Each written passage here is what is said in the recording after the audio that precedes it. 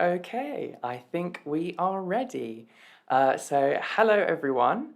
My name is Tom, and I'm here to talk to you guys in English this evening. As Vanessa mentioned last week, you guys won't be having her anymore, but it'll be me who'll be carrying on with the English lesson today. Hello Sébastien, hello Christophe, hello Quentin. Nice to meet you. Enchanté. Bonsoir à tous. Bon, donc comme je disais à les autres, je m'appelle Tom. Et oui, je suis ici pour prendre le relais de Vanessa. Et oui, donc today's lesson is all about speaking about the weather, talking about the weather. Donc parler de la météo. So in England in particular, but also in other English-speaking countries. Hello, everyone that's just joined. Nice to meet you. So as I was saying, when we are talking about the weather in English, it's a very useful icebreaker, and it's a very useful subject for small talk. That's to say, when people first meet each other, they might use small talk to start a conversation, to break the ice, as we say, so icebreaker. So it's an important subject. It's culturally important as well because we talk about the weather all the time in the UK. So we'll say, how's the weather? Is it nice weather today? Is it bad weather today? Is it raining? Is it sunny? So yes, the weather is very important for us and we talk about it a lot. So it's really important that you know how to talk about the weather when you're speaking to your English-speaking friends and colleagues. Salut à tous, oui, il y a d'autres gens qui sont arrivés, donc bonsoir à tous. So, first of all, I'm going to ask you what the weather is like where you are. Quel temps fait-il? Okay, so in English we write it like this. What is the weather like? The weather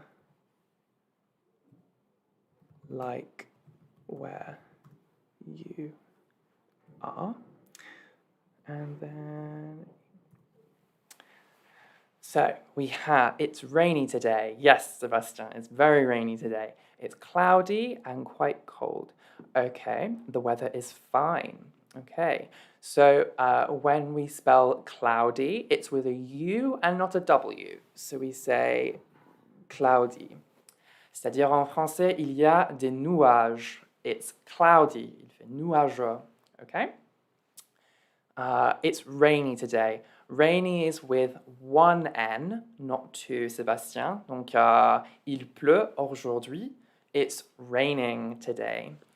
Okay? Or it's rainy. On peut utiliser les deux. You can use both of them. In Dordogne, the weather is bad, like in autumn. We tend to say the weather is unpleasant rather than bad, like in autumn. It rained in the morning, good Eveline, and now it's a little bit cold. Yes, we can also say it's a bit chilly. Don't worry, Sebastian. It's important to make mistakes. It's how we learn. So yes, don't worry about it. So thank you for your answers. Feel free to keep asking any more questions and telling me how the weather is like where you are.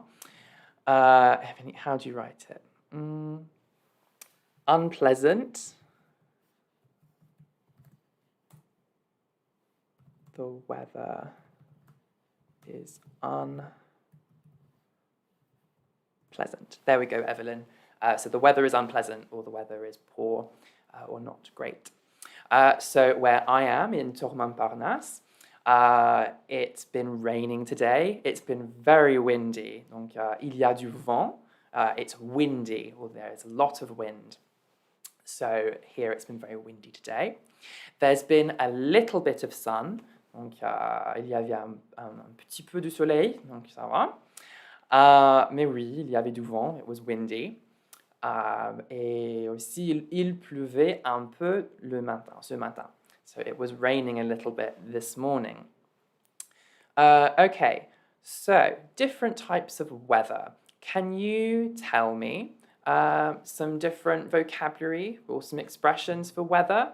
So in French, you have things like il y a du soleil, il y a des nuages, il pleut. So what kind of ways can we talk about the weather in English? Stormy, yes, Evelyn, stormy weather. Yes, we can also say stormy. Donc, a storm in English is a storm, but the French is une tempête, I believe. So, yeah, stormy weather. We might say that in a storm there is thunder and lightning. So, thunder is les éclairs, and thunder is tonnerre, and lightning is les éclairs. It will rain, Marie-Hélène. Merci, Marie-Hélène. Thank you, Marie-Hélène. It will rain. Yes, we can say it will rain, but usually we specify when. So it will rain later this evening. It will rain tonight. It will rain tomorrow. Evelyn has said downpouring. So we say, you can say, either it is pouring, so we can say it is pouring, that means it's raining a lot, and you can also say there is a downpour.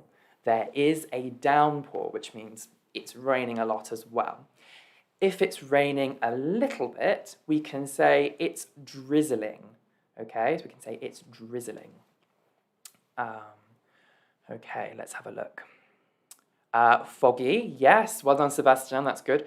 Foggy, that's the same as il y a du brouillard, so it's when you can't see very well because there's lots of mist or fog, so foggy, that works. Wet, yes, we can say it's wet. In Normandy, it was a sunny, okay. Thank you, Christophe. So, in Normandy, don't forget that in English, Normandy is spelt with a Y. So we write Normandy like this. It was a sunny day. Okay, yes, good. It's scorching. Yes, it's very hot. Windy, yes. Breezy, yes. Arrive. Do you mean dry? We can say dry when it's not wet. Arid. Arid, yes. Arid, Sebastian, we use more for things like a desert. But when we want to say, the word we'd say in arid is dry. It's dry today. It's damp. Yes, we can also say it's damp, Marie-Hélène. So that's when it might have been raining recently. And then, no, you were right the first time. Don't worry, it is damp. It is damp. So, yes, we can say it is damp when it's rained a little bit and the ground is still a little bit wet. Yes, so you can say, gelé is freeze, so you can say il y a de la gel. Or ça gèle is like it's frosty or frozen. After rain, the road is damp. Okay, awesome. Right. We also have today some vocabulary about more extreme kinds of weather. Okay, so weather that might happen in other parts of the world where the weather is more extreme compared to, say, Paris, France, or the UK. So, can anyone tell me some examples of extreme weather? Okay, some extreme weather. Think perhaps about the United States of America and some of the weather that they experience when it's very stormy. Okay. So, thank you, Quentin. A hurricane, yes, so a hurricane, which in French is un ouragan. So we write it like this, a hurricane. A storm, yes, thank you, Caroline. A storm, une tempête, okay. Sebastian has said, in the south, it is dry. Yes, so in the south of the United States of America, it can be very dry. And in other areas of the world, it can also be dry. Marie-Hélène has said, yes, flood. So we have a flood, or there has been a flood. And we can also say there is flooding. So a flood is une inondation. So that's when there's lots of water, usually from a river, that's led to a flood. And lots of people may have seen recently that in France there's been flooding near the Alp region. So, a tornado. Yes, we also have a tornado, une tornade. Very good. So that's when there's lots of wind, very similar to a hurricane. We have lots of different words to describe this in English, the kinds of weather forecasts. Okay, does anyone know any more?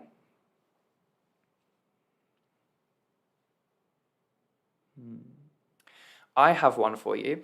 So this weather phenomenon occurs usually in South Asia and Southeast Asia.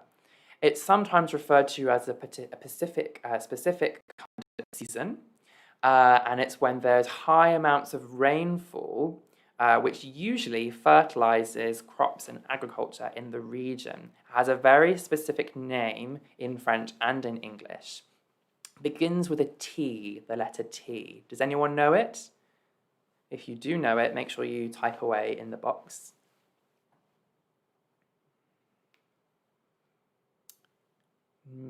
No one seems to know.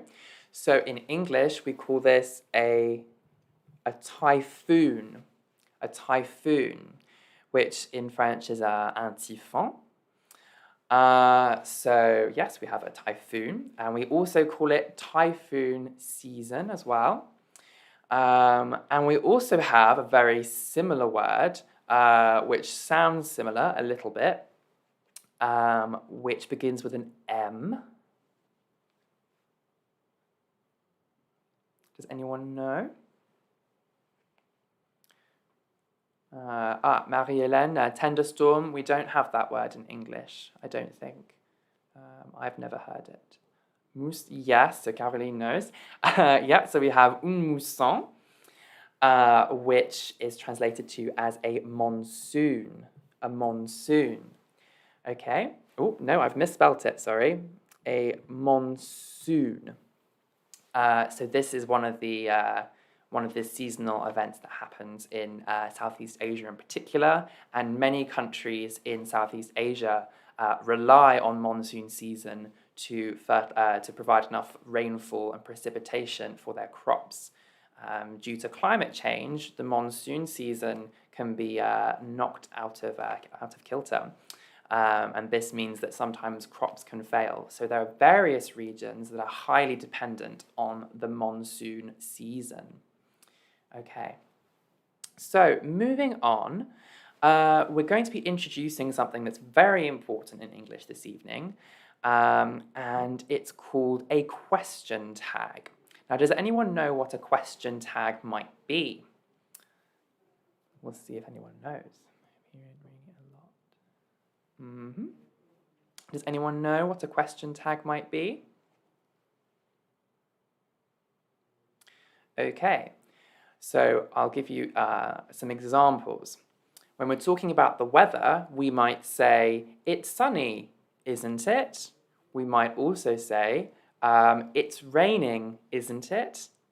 Or you could say, it isn't raining, is it? So you can see that question tags are essentially these little short phrases that we add at the end of our question, usually to induce a response from the person we're asking. So I'll type those out. It is raining, isn't it? Where is... so we can say, it's raining, isn't it? It's cloudy, isn't it? Yes, we can say that, Marie-Hélène. It's cloudy, isn't it? So what you can see is where the first part of the question is in the positive. So we say, it is raining, it is cloudy. The second part of the question, or the question tag, must be in the opposite. So it has to be negative. So when we say, it is raining, the second part has to be, isn't it? So we have to be in the positive, and then to be in the negative. And that's how you form a question tag. It's the same in the reverse. If I wanted to say, it isn't raining, is it? The first part, it isn't, is the negative form of to be. And the second part, the question tag, is in the positive. Is it? It isn't raining, is it? Or, it is raining, isn't it?